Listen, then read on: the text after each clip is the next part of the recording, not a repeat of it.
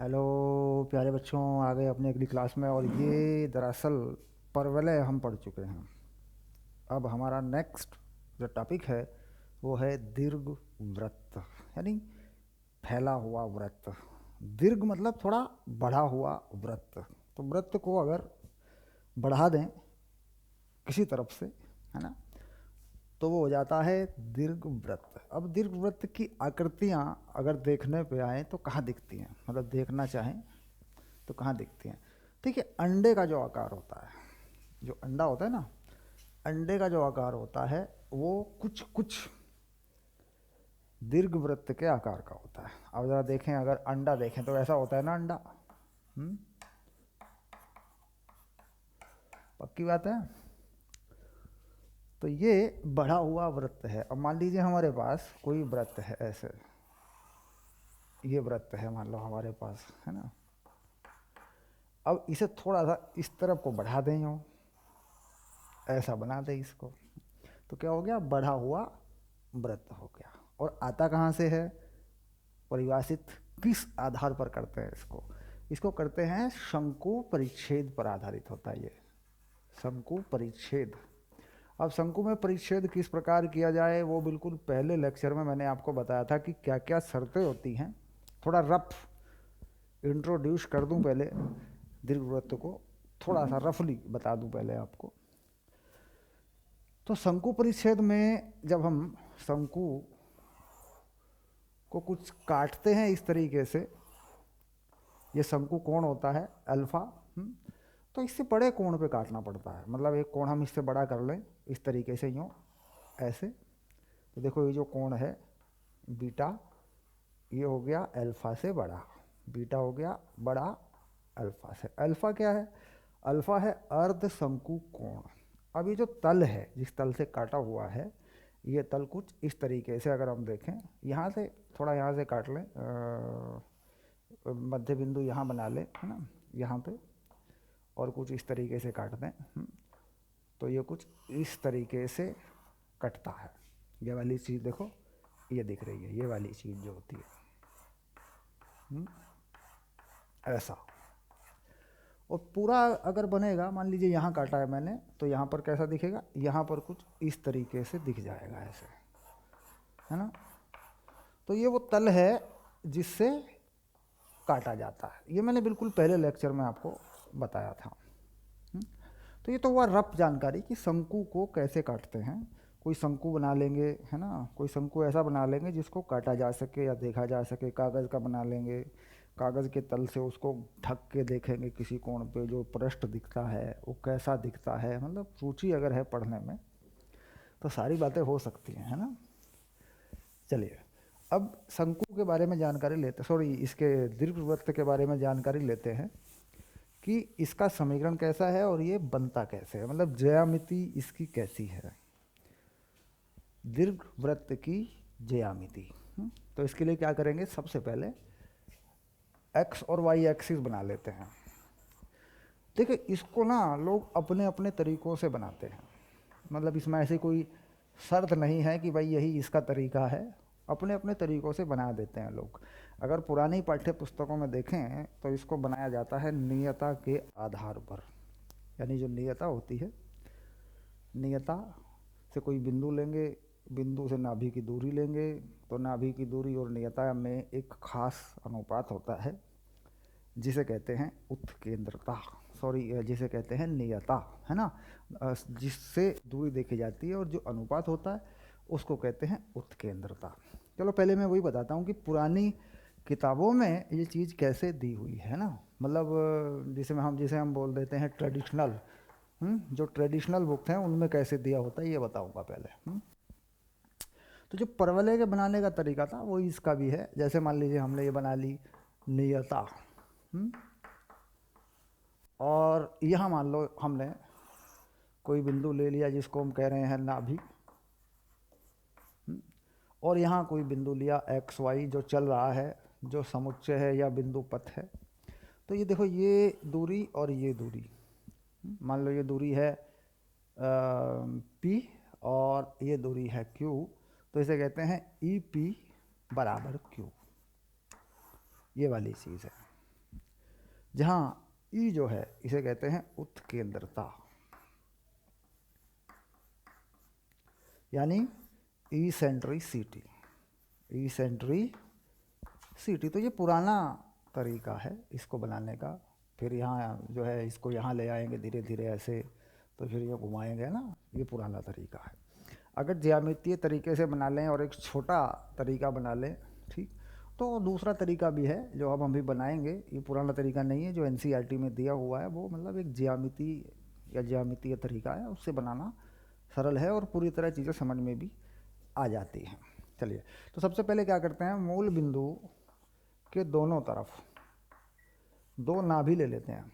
जैसे मान लीजिए नाभि ले ली मैंने F2 और इतनी ही दूरी पर नाभि ले ली मैंने पीछे F1। F1 और F2 के निर्देशांक C,0 और -C,0 ये मान लेते हैं, यानी मूल बिंदु से नाभि की दूरी को C मान लेते हैं और इधर पीछे हटाते हैं तो -C, इसे भी C मान लेते हैं। निर्देशांक हो गया -C,0। अब हम एक धागा लेते हैं जिसकी लंबाई होती है 2a। हम एक धागा लेते हैं जिसकी लंबाई होती है 2a, यानी अगर मैं यहाँ एक पॉइंट ले लूँ और इस धागे को ऐसे बनाऊँ तो ये लंबाई हो गई a, और इसे भी बना लूँ तो ये हो गई a। और यहाँ अगर बराबर दूरियाँ देखूँ, देखो दोनों तरफ से मैंने दूरी बराबर करी है, ये हो गया b। तो यहाँ एक संबंध निकल के आ जाता है, a² बराबर b² -c²। ये संबंध निकल के आ जाता है, जो कि ये जो अक्ष है b वाला, इसे क्या कहते हैं, इसे कहते हैं लघु अक्ष, छोटा अक्ष है ये ऐसे। और जो बड़ा अक्ष है इसे कहते हैं मान लीजिए दीर्घ अक्ष, ठीक।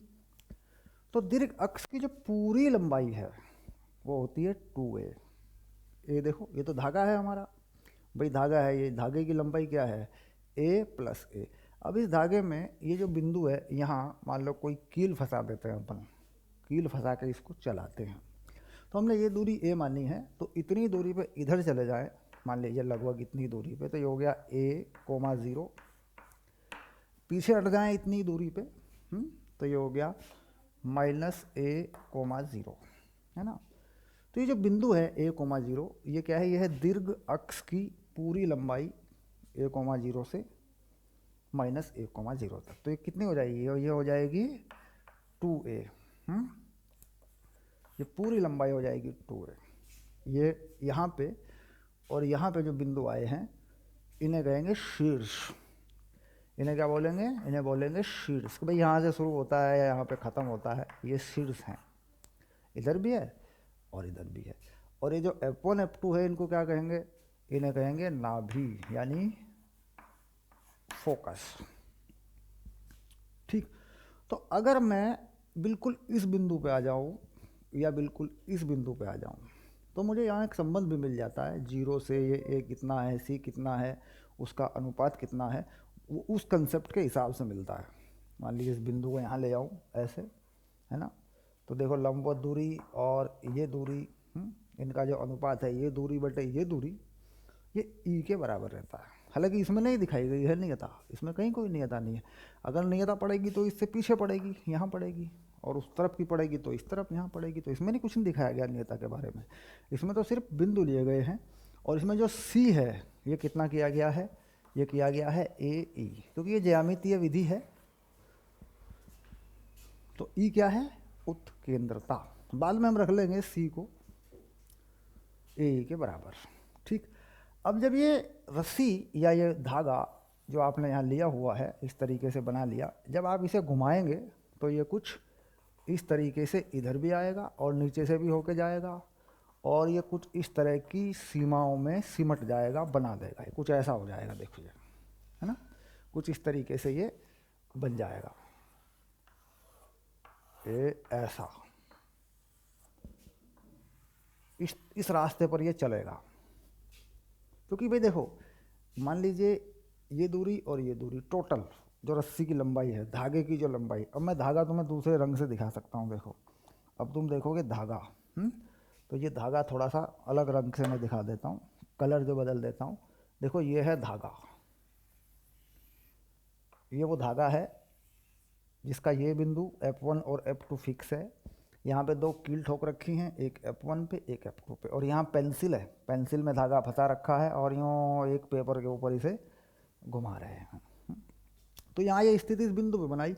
अगर कोई दूसरी स्थिति बना लें ऐसे, यूँ और यूँ बना लें, ऐसे बना लें, मान लीजिए कोई दूसरी स्थिति ऐसे, है ना, और ये बिंदु ले लें x, y, कोई भी बिंदु, कोई बिंदु मान लीजिए इस पूरे रास्ते पर, इस वक्र पर है x, y, ठीक। तो अब बड़ी आसानी से हम इसका समीकरण बना लेंगे। निर्देशांकों का या निर्देशांकों के बीच की जो दूरी है उसके फॉर्मूले का यूज करके हम इसका समीकरण बना लेंगे। अब तो इन चीज़ों को हटा लीजिए, देखते हैं समीकरण कैसे मिलता है, कैसे बनता है। शाबाश। चलिए,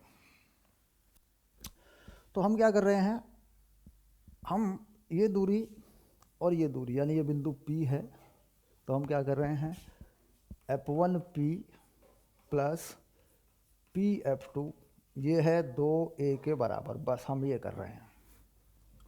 ओके, तो इससे हमें समीकरण मिल जाएगा। और जब बाद में कुछ परिस्थितियाँ आएंगी ऐसी कि समीकरण को छोटा करना है, कुछ करना है, तो हम इन दो समीकरण का इस्तेमाल भी कर लेंगे। ध्यान रहे, ये जो ई है इसे कहते हैं उत्केंद्रता, और ये मैंने बता दिया कि उत्केंद्रता अगर कोई रेखा बना लें, यहाँ से कोई नियता बना लें, तो नियता पर वो लंब और ये दूरी, इसका ये अनुपात होता है नियता पर। चलिए, खैर नियता का समीकरण अगर देखना हो तो मिल जाएगा, क्योंकि पूछ लेते हैं भाई नियता का समीकरण क्या है, तो इस नाभि से यहाँ कुछ पीछे हटा लेते हैं, ऐसा बनाते हैं कि ये दूरी, देखो देखो एक बार होता है ना नियता का समीकरण क्या होगा, तो यहाँ मान लीजिए ये नियता है, ये है नियता ऐसे, तो ये नियता कहाँ होगी, ये बिंदु क्या होगा भाई, ये यहाँ से यहाँ तक की जो दूरी है, ये वाली दूरी है ना, देखो लंबवत दूरी होगी, और ये दूरी, इनका जो अनुपात होता है वो ई के बराबर होता है ना। तो ई क्या है, ई 1 से छोटा है, तो ये दूरी जो यहाँ तक जाती है, ये वाली दूरी, ये पूरी दूरी है ना, इसे मान लेते हैं m, तो क्या हो गया, F1m को ई से मल्टीप्लाई कर दें पूरी दूरी को, और फिर ये दूरी लगा दें। ये दूरी कितनी है, ये है a माइनस सी, ये दूरी है देखो, क्योंकि ये पूरा c है, ये पूरा a है यहाँ से यहाँ तक, तो ये कितनी बचेगी, a माइनस सी। तो ये शर्त होती है ऐसे, तो इससे क्या मिलेगा, हमें ये वाला कोऑर्डिनेट मिल जाएगा, F1 m मिल गया, उसमें ये जोड़ लेंगे c, तो पूरा यहाँ का कोऑर्डिनेट हमें मिल जाएगा, क्योंकि यहाँ से हमें F1 m मिलेगी, ये दूरी मिल जाएगी, ये दूरी, और इसमें क्या जोड़ेंगे, ध्यान से देखें, c जोड़ेंगे, तो पीछे यहाँ जो निर्देशांक होगा वो कितना होगा, F1m और प्लस c, और ये निर्देशांक कैसा होगा, ये होगा माइनस में (0), ये हो गया, यहाँ का निर्देशांक हो गया। तो यही बन जाएगा x में नियता का समीकरण। तो नियता का समीकरण क्या हो जाएगा, नियता क्या हो जाएगी, x प्लस, भाई देखो माइनस का है ना पीछे की तरफ, तो प्लस करेंगे, F1m प्लस c बराबर 0, ये है नियता। मतलब कहीं कंपटीशन में छोटे मोटे लेवल पर ये आ जाए कि भाई दीर्घवृत्त की नियता बताइए, तो उसके लिए सिंपल सा कॉन्सेप्ट लगेगा, जैसे कि परवलय में था। पर यहाँ चूँकि क्या हो रहा है कि एनसीईआरटी में दीर्घवृत्त की नियता की बात नहीं हुई है, बिना नियता के ही इसको बना दिया गया है, ठीक। तो ये जो नियता वाला कंसेप्ट है, इसको मैं हटा लेता हूँ, समझ में तो आ ही गया होगा, कोई बड़ी चीज़ नहीं है, इस रास्ते से नहीं जा रहे थे तो इसको मैं हटा लेता हूँ यहाँ से, देखो ये चीज़ मैंने हटा ली है, ये बट ये है कि कंसेप्ट बन गया, नियता ढूंढने में कोई दिक्कत नहीं आएगी, ठीक। अब इस रास्ते पर आ जाते हैं, F1P, देखो ये वाली चीज़ है, तो ये कितना हो गया, ये हो गया x प्लस सी का वर्ग प्लस वाई का वर्ग और इसका वर्गमूल प्लस, दूसरे वाली चीज़ यहाँ से देखेंगे, x माइनस सी, दूरी का फॉर्मूला लगा लेंगे, और प्लस वाई स्क्वायर ऐसे, और ये वैल्यू हो गई 2a के बराबर, ये मान हो गया 2a के बराबर, ये वाली चीज़ आ जाती है।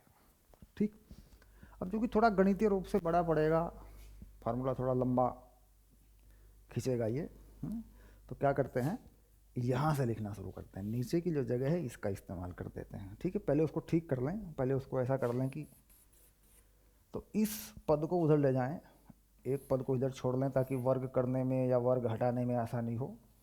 x प्लस सी का वर्ग प्लस वाई का वर्ग बराबर 2a माइनस वर्गमूल, मतलब इस पद को इधर ले जाएं, वो दूसरे पद को भी ले जा सकते हैं, इससे कोई ज़्यादा फर्क नहीं पड़ता, क्योंकि वर्ग खुलने हैं तो आसानी हो जाए वर्ग खोलने में।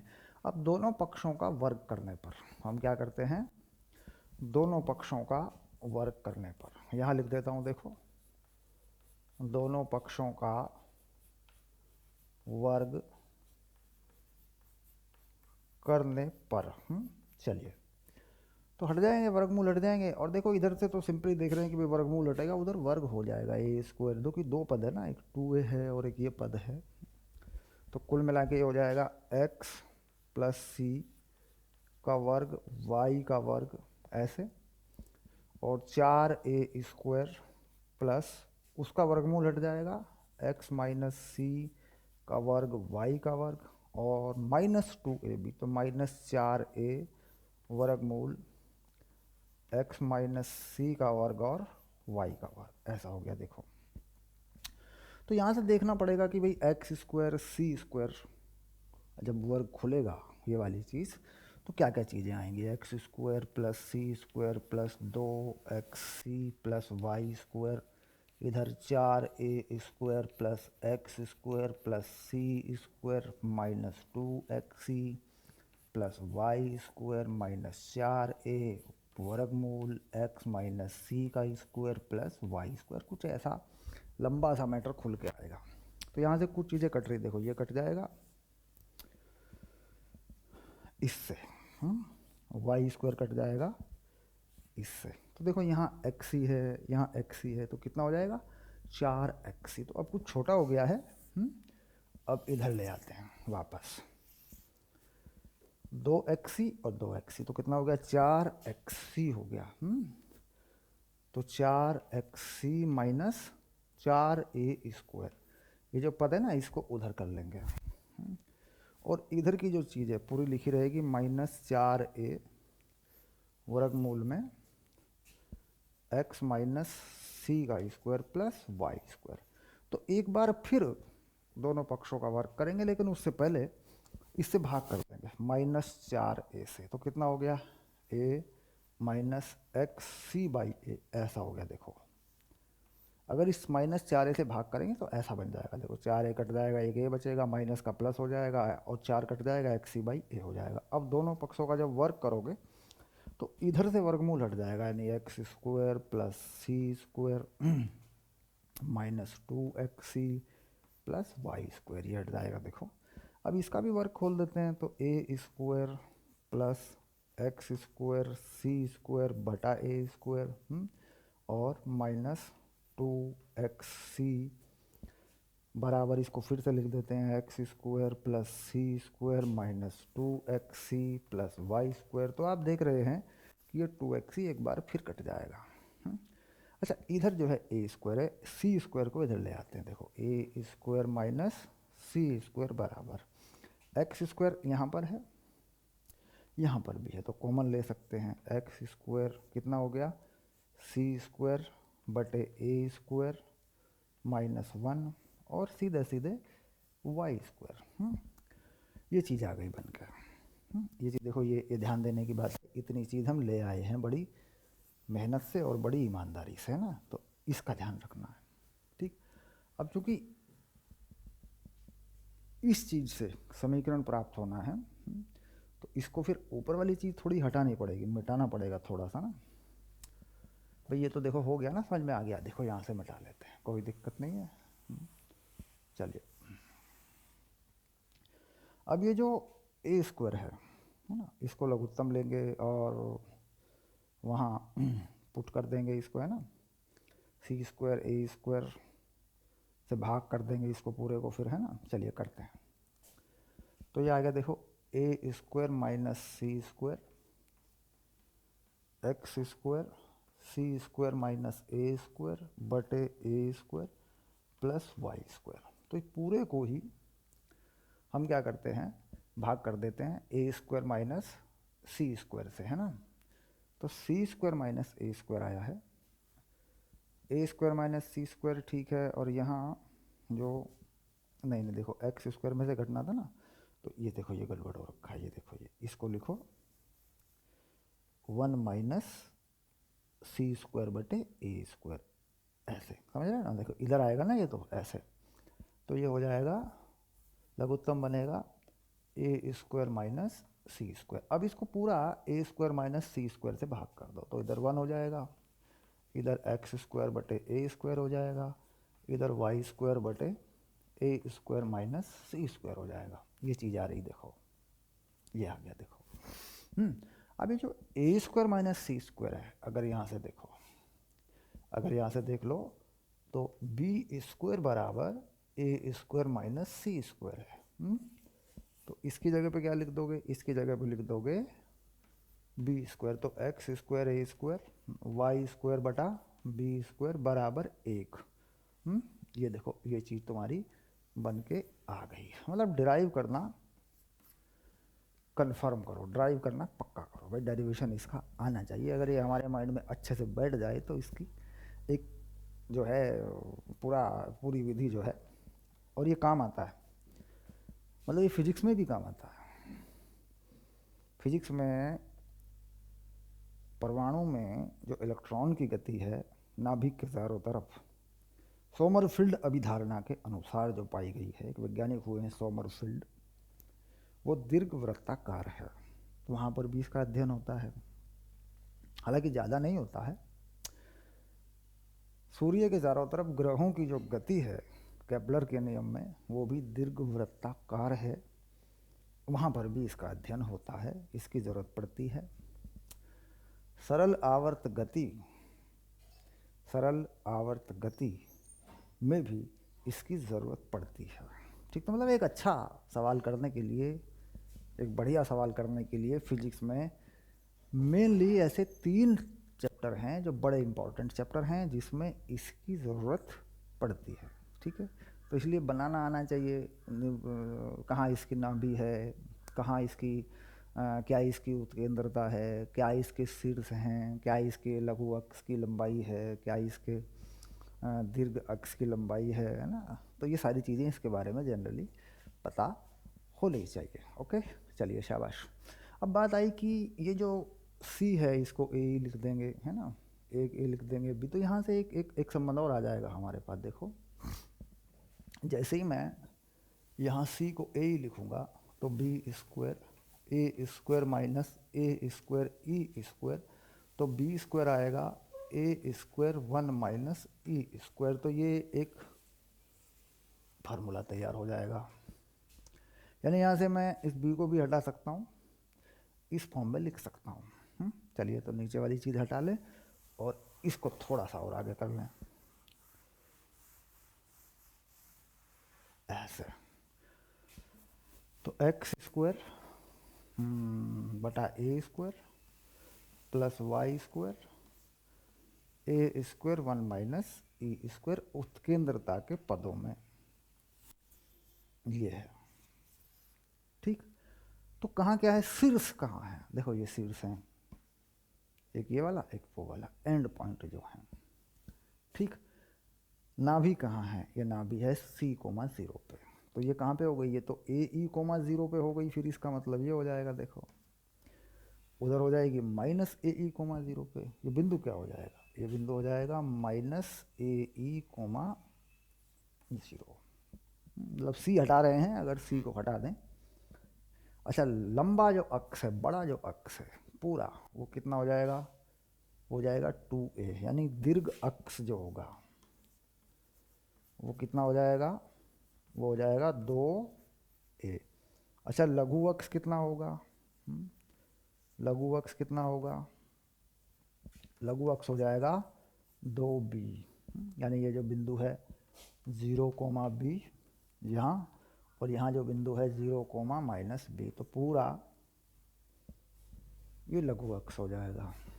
ठीक, अब होता है कि दीर्घ अक्ष x एक्सिस पर है तो ऐसा होगा। एक होता है कि दीर्घ अक्ष y एक्सिस पर है, ऐसा भी हो जाता है ना भाई। ऐसा देखो, अभी इधर को फैला है यूँ, बड़ा हिस्सा x अक्ष पे गया हुआ है, तो उल्टा भी हो सकता है, बड़ा हिस्सा y अक्ष पे भी हो सकता है। तो फिर यहाँ के हिसाब से ये चीज़ें बदल जाती हैं। अच्छा, e का मान कितना है? e का मान है 1 से कम। इस बात के हिसाब से फिर हम काम करते हैं, चलते हैं। वो तो सवाल आते हैं हमारे पास, प्रश्न आते रहते हैं, तो हम उसी हिसाब से फिर सेटिंग अपनी करते रहते हैं। ठीक, और छोटी छोटी चीज़ें जब हम प्रश्न करेंगे ना, तो बाकी छोटी छोटी चीज़ें हमारे तब हमारी क्लियर होना शुरू हो जाएंगी। शाबाश। तो खैर जानकारी हो चुकी है, सारी चीज़ें जो मेन बातें हैं इसमें वो हो चुकी हैं। ओके, अब होता है परवलय पर माना गया बिंदु। परवलय पर अगर कोई बिंदु मानना हो, या दीर्घवृत्त पर कोई बिंदु मानना हो, या अति परवलय पर कोई बिंदु मानना हो, है ना, या वृत्त पे कोई बिंदु मानना हो, तो जो बिंदु मानते हैं प्राचल, उसे बोलते हैं प्राचल बिंदु, है ना।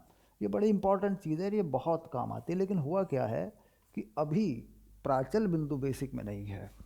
अगर हम एनसीईआरटी के हिसाब से करें तो प्राचल बिंदु अभी 11वीं के लेवल में नहीं है। सवाल इस तरीके से नहीं बने हैं बुक के अंदर कि प्राचल बिंदु उसमें आए। लेकिन प्राचल बिंदु की ज़रूरत पड़ती है हमें कंपटीशन में। तो हमारा जो कंपटीशन सेक्शन है आपका जेई वाला, उसमें प्राचल बिंदु या स्पर्श रेखा, वृत्त पे स्पर्श रेखा या उसका समीकरण बनाना, परवलय पे स्पर्श रेखा या उसका समीकरण बनाना, अभिलंब कोई सी बिंदु पे लंब डाल देना, तो वो सारी चीज़ें जब आएंगी, जब उस तरह के समीकरण बनेंगे, या फिर एक बिंदु पथ का समीकरण बताना। मतलब कोई बिंदु है, कुछ शर्तें दे रखी हैं, बिंदु पथ का समीकरण क्या होगा, क्योंकि सरल रेखा के बाद एकदम से हमारी एक ज़बरदस्त निर्देशांक ज्यामिति में एंट्री हो जाती है कंपटीशन लेवल पर। तो सारी बातें जो होंगी वो हम कहाँ रखेंगे? कंपटीशन लेवल में रखेंगे। अभी नहीं, अभी उसका झंझट नहीं पालेंगे, अभी हम सीधे रास्ते चलेंगे और इन सारी चीज़ों को एक एक करके समझेंगे। दीर्घवृत्त हमने पढ़ा है, तो अभी हम इसके सवाल करेंगे, इसके समीकरण बनाएंगे। चलिए, तो ठीक है, पाठ्य पुस्तक को ज़रा हाथ में ले लीजिए। ओके, और इसे हटा देते हैं। ओके, शाबाश, वेरी गुड।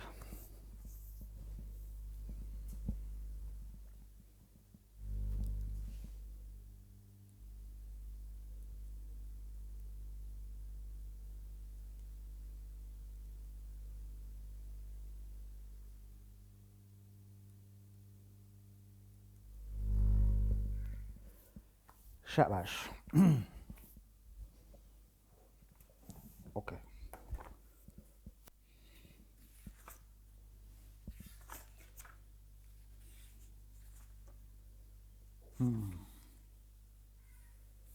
चलिए, एक चीज़ और है, नाभिलंब जीवा। नाभिलंब जीवा की लंबाई का फॉर्मूला बना देंगे, ज़रूरत पड़ेगी, उसको भी समझना है क्या क्या होता है। तो एक पॉइंट जो है हमारा ये आ गया, नाभिलंब जीवा। नाभि से होके लंब डाल दिया जाए, नाभि से होके अगर लंब डाल दिया जाए तो उसकी लंबाई क्या होगी? ये होती है नाभिलंब जीवा। तो ये फाइनल हो गया, इसे रख लेते हैं समीकरण को ऐसे यहाँ।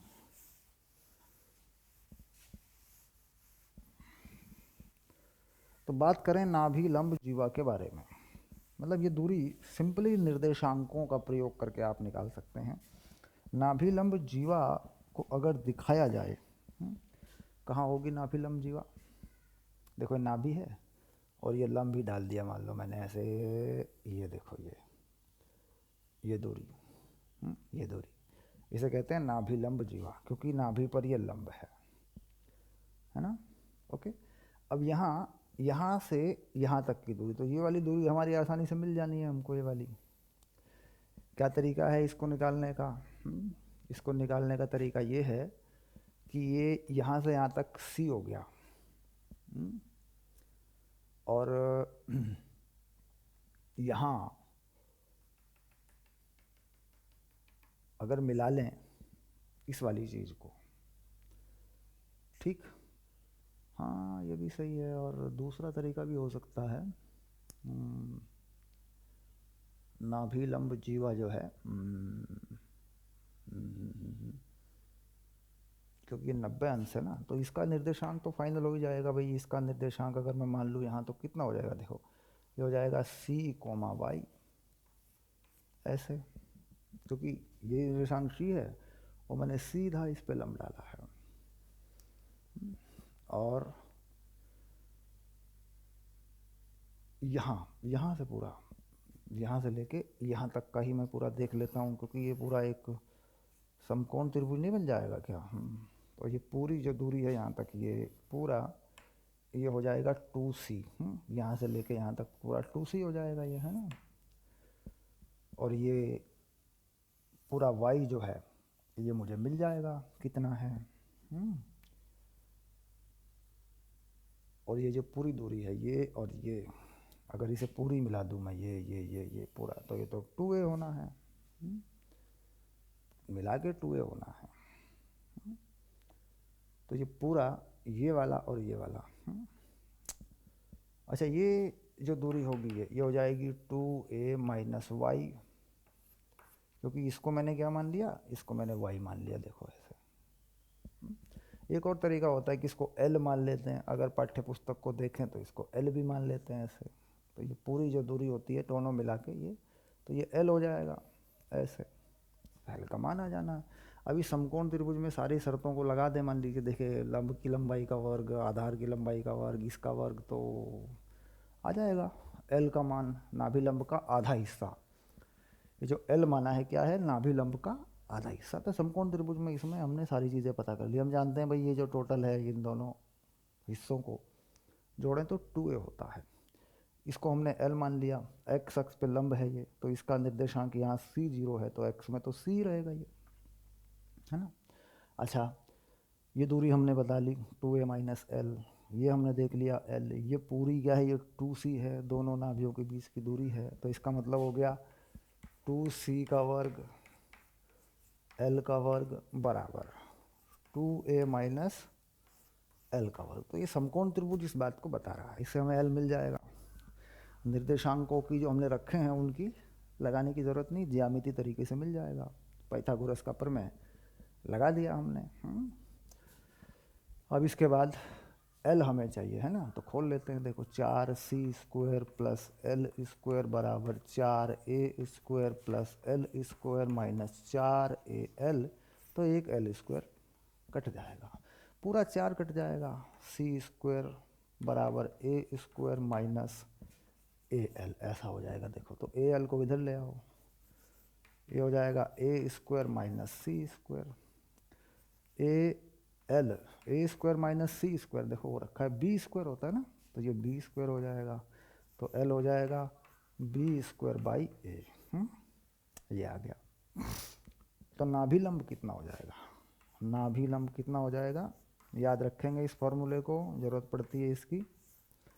ये हो जाएगा 2l, तो हो जाएगा 2b² बाई a, ये हो गई नाभिलंब की लंबाई।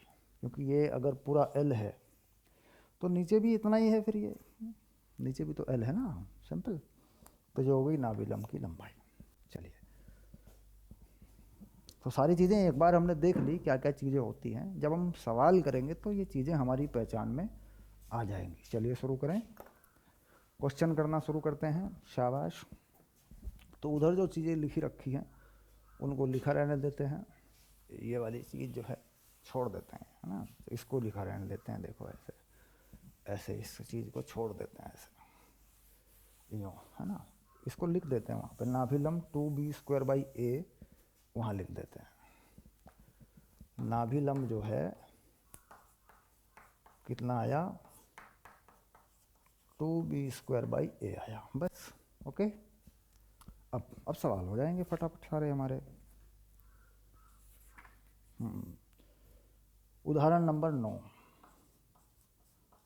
उदाहरण नंबर 9, समीकरण दिया है x²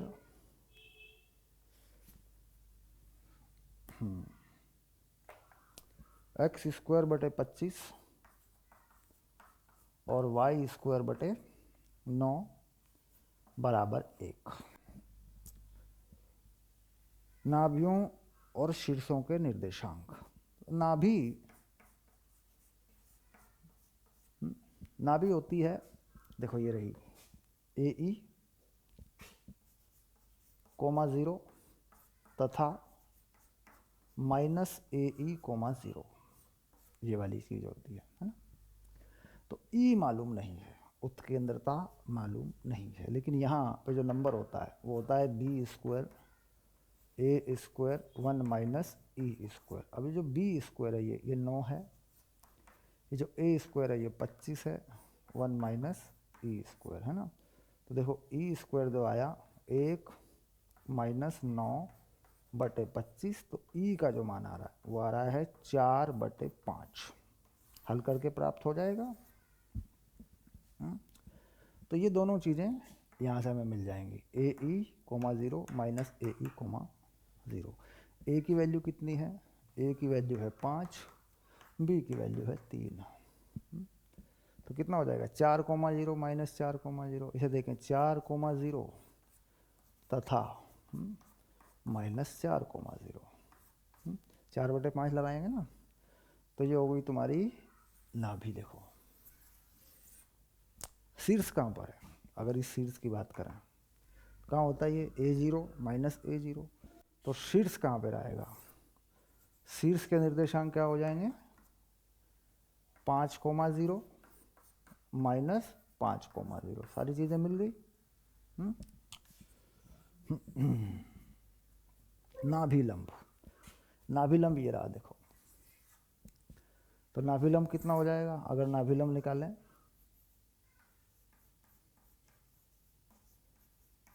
सिंपली नाभिलंब निकालो, कितना होता है 2b स्क्वायर बटे 2। बी स्क्वायर कितना है? ये रहा देखो, बी स्क्वायर 9 और ए कितना है 5। तो नाभिलंब की लंबाई कितनी हो जाएगी? 18 बटे 5। ठीक, मतलब देख करके पहचान करना कि भाई समीकरण में कौन कौन सी चीज़ें कहाँ कहाँ पर हैं, वो कैसे निकलेंगी। तो ये सिंपल सा मेथड है, सारी चीज़ें नप जाती हैं। फार्मूला देखा, समीकरण देखा, फार्मूला लगा दिया। चलिए अब आया 10 नंबर। 10 नंबर में क्या पूछा है? अब मैं सारी चीज़ें हटा रहा हूँ क्योंकि सारे फॉर्मूले तुम्हारे याद हो गए हैं। सारे फॉर्मूले तुम्हारे याद हो गए हैं, ठीक है, इसे हटा देता हूँ मैं।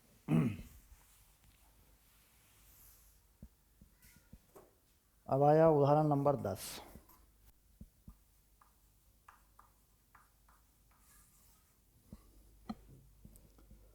समीकरण किस प्रकार दिया है? 9x square plus 4y square बराबर 36, ये समीकरण है।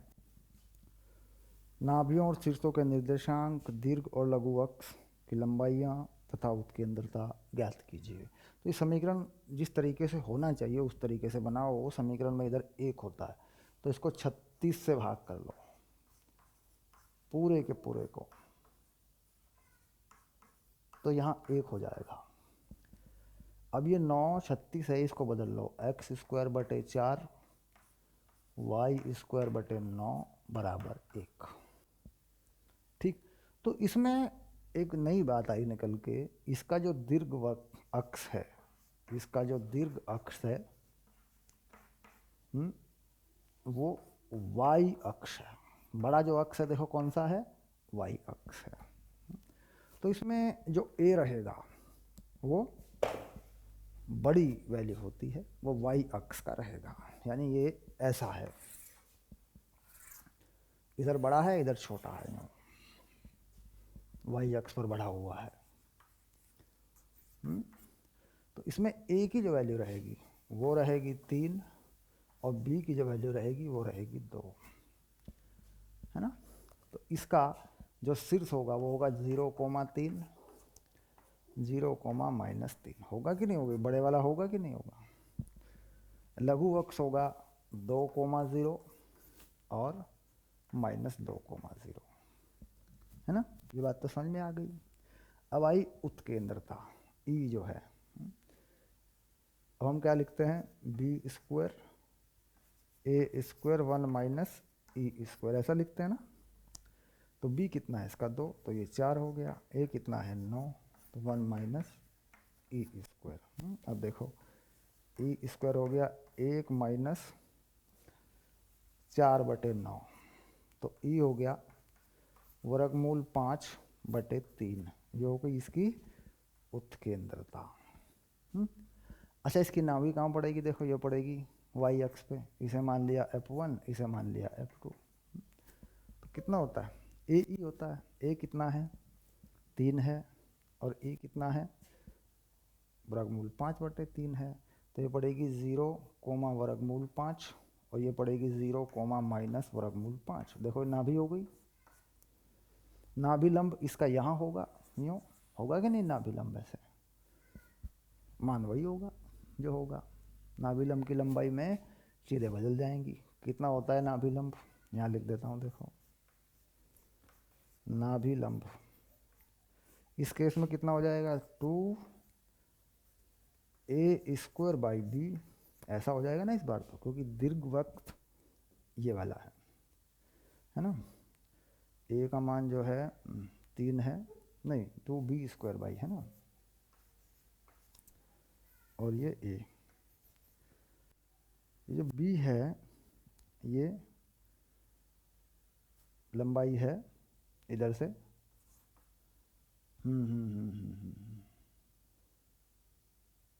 ये है ये वाली लंबाई, और नाभियों के बीच की दूरी, तो उसमें लंबाई जो लगी थी b²/a² लगा था ना, b²/a², तो बटे में b²/a लगा था।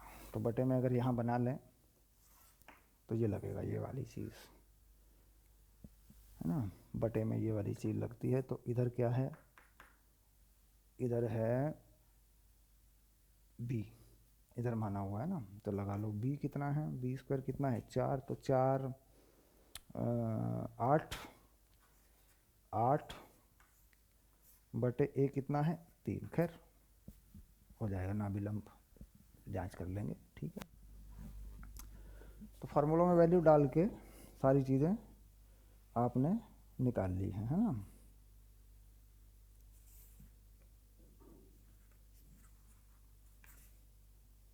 नाभि लंब पूछेगा तो, नाभि लंब इसमें पूछा नहीं है वैसे, लेकिन निकल जाएगा, जैसा फार्मूला है उस हिसाब से निकल जाएगा। ओके। यहाँ पे जो कंसेप्ट आया है 2b²/a, तो b का मान बढ़ गया, b a की जगह चला गया, a b की जगह चला गया। तो इसमें प्रॉब्लम यही होगी कि नाभिलंब इसका यहाँ वैल्यू जो है ना भाई, ऊपर लगती है छोटी वैल्यू, छोटी वैल्यू होती है यहाँ पे छोटी वैल्यू है 2, नीचे लगती है बड़ी वैल्यू। तो इस फार्मूले के हिसाब से तो ये चीज़ आनी चाहिए। अगर यहाँ देखें एक ये वाली चीज़, ये वाला इसको L मान लें, है ना, तो इसी यही जो है निर्देशांक ये वाला √5, यानी ये वाली चीज़ ए ही है, और इस अक्ष पे जो चल रहा है वो B चल रहा है, इस अक्ष पे A चल रहा है। तो B के हिसाब से ये वैल्यू निकलती है। खैर नाभिलंब जो है कंफर्म करना पड़ेगा इस वाले का ना, यही होगा कि नहीं। एक मिनट रुक जाओ, नाभिलंब चूँकि सवाल में नहीं पूछा है, ठीक, सवाल में नाभिलंब नहीं पूछा है, तो फार्मूला कितना है नाभिलंब का वो लिख दें एक बार। नाभिलंब जो होता है, चलिए शाबाश, नाभिलंब को लिख लो एक बार। ये होता है 2b²/a। तो छोटा जो अक्ष होता है उसकी लंबाई होती है बड़ा अक्ष होता है। तो यहाँ पे जो बड़ा अक्ष है वो है 3, यानी 3 या 9 2 नहीं 18। छोटा जो अक्ष है वो है 2 2, तो ये तो 9 आ रहा है ना, अगर इस हिसाब से देखें, क्योंकि बड़े छोटे अक्षों का चक्कर है, बी ए का तो कुछ नहीं है। भाई अब तो वाई अक्स पे खुल गया ना, ये तो ये आ रहा है, ये होता है बड़ा अक्स, ये होता है छोटा अक्स। तो यहाँ पे जो बड़ा अक्स है वो वाई वाला है, छोटा अक्स है, तो रूल कहता है कि भाई ये होना चाहिए इसका अनाविलंब। खैर चलिए, शाबाश। तो अगला उदाहरण देखेंगे, शाबाश।